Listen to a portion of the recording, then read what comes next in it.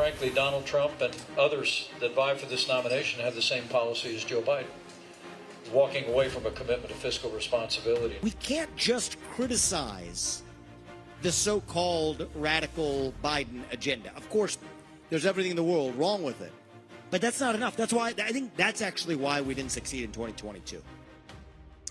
Welcome back to America Decides. You were listening to a couple of Republican presidential candidates, former Vice President Mike Pence and entrepreneur Vivek Ramaswamy, making their pitches to New Hampshire voters this weekend. This as former President Trump continues to hold a commanding lead in the polls. In fact, a new Wall Street Journal poll found 59% of Republican voters say that Trump is their top choice. That number is an 11-point jump from April. CBS News reporter Cara Korte joins me now from Claremont, New Hampshire. She has been crisscrossing the state covering these candidates. Cara, good to have you with us. Thanks, Nancy. So Labor Day weekend, the traditional kickoff to the political season. A number of candidates have been in New Hampshire. In fact, just today, former Vice President Mike Pence had some interesting things to say about populism. Was that a veiled swipe at his former boss, Donald Trump? It's a very interesting thing to hear from Mike Pence, Nancy, because I think the beginning of his campaign, he's had to kind of straddle this line behind supporting Trump-Pence policies that he supports 100%, as he says, out on the trail, but also, namely because of January 6th, trying to point out how he's different from his former running mate. Let's take a listen to what he said today. Well, I believe that now we have a choice our party is facing, whether we're going to produce leadership that is grounded in that timeless conservative agenda that's defined our movement for more than 50 years, or whether we're going to follow the siren song of populism and move our party away from those same principles. So Mike Pence here is talking about a philosophical difference that he sees in the Republican Party. What's really interesting, Nancy, is that the vice president is going to make a huge policy speech, they're billing, tomorrow in New Hampshire.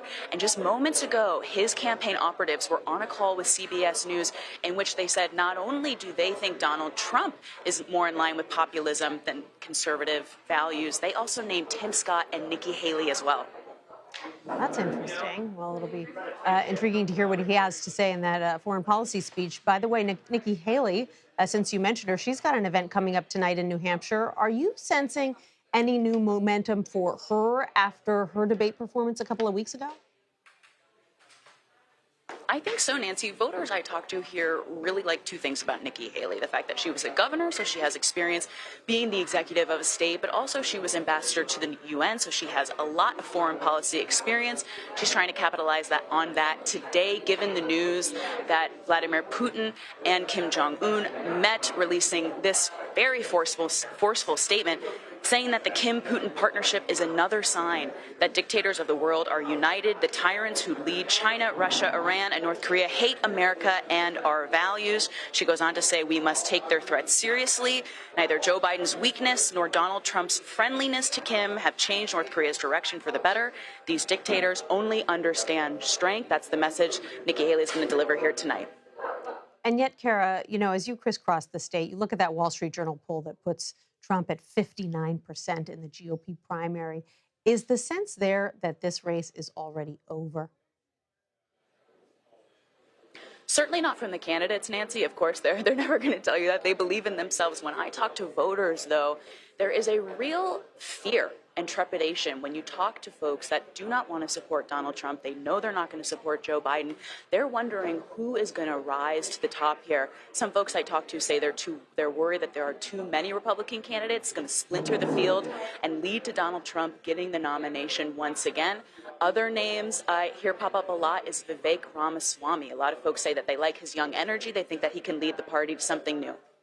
You know, when you talk about all the candidates in the field, I want to play for you what former Maryland Governor Larry Hogan had to say about just that issue this weekend on Face the Nation. Take a listen.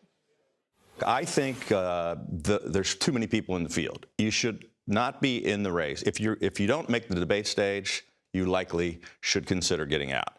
If you're on the debate stage and you're willing to stand up and challenge the leader, that's at 50%. If you're unwilling to challenge Donald Trump, you should get off the stage.